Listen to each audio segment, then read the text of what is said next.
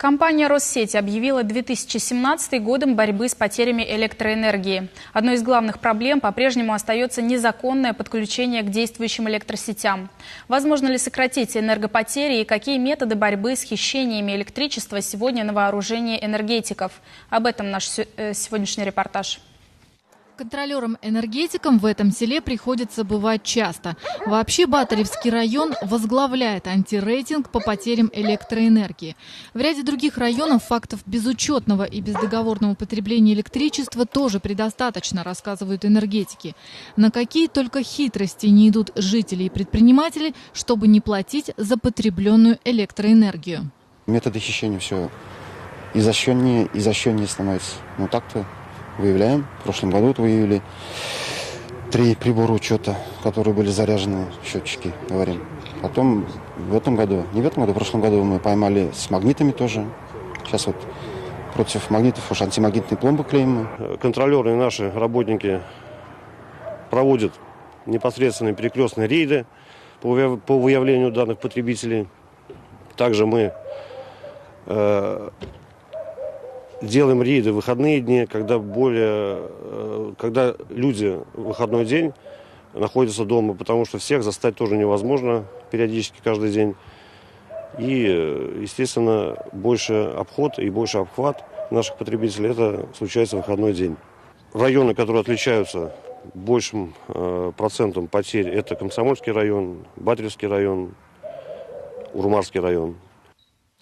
Проблема хищения электроэнергии давняя. Горе-умельцы в деревнях, как правило, выдают провода, при помощи которых делаются набросы на ЛЭП. Вот только желающие пользоваться электроэнергией даром забывают не только о законе, но и собственной пожарной безопасности. Кроме набросов, расхитители заставляют замереть электросчетчики и при помощи магнитов.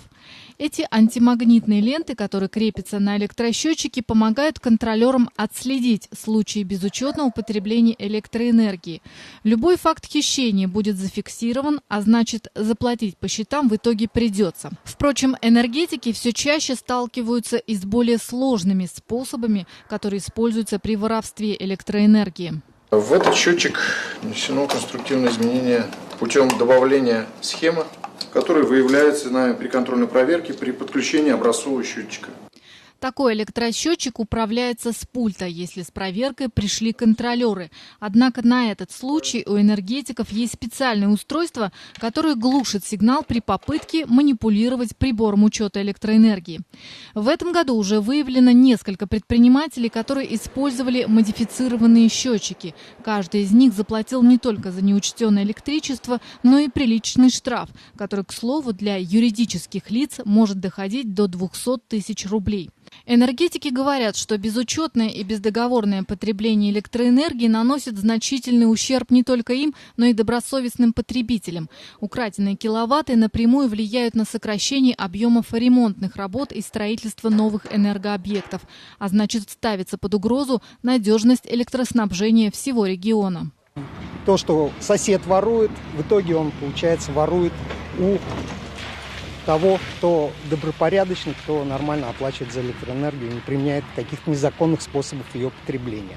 За 2016 год больше 1100 фактов безучетного и бездоговорного потребления было выявлено. Это на сумму порядка 2,6 миллиона рублей. В 2017 году за первое полугодие уже было выявлено порядка 450 таких фактов на сумму более миллиона рублей. В 2017 году к 9 недобросовестным потребителям были применены меры административного воздействия со штрафом в 10 тысяч рублей. Борьба с незаконным потреблением электроэнергии ведется практически ежедневно. По всей республике регулярно проводятся рейды, в которых принимают участие не только энергетики, но и сотрудники полиции. Поэтому работники филиала «Чувашэнерго» призывают всех потребителей быть более ответственными и не вступать в конфликт с законом. Анжелика Кириллова, Оксана Баскакова, Вадим Владимиров. Вести. Чувашия.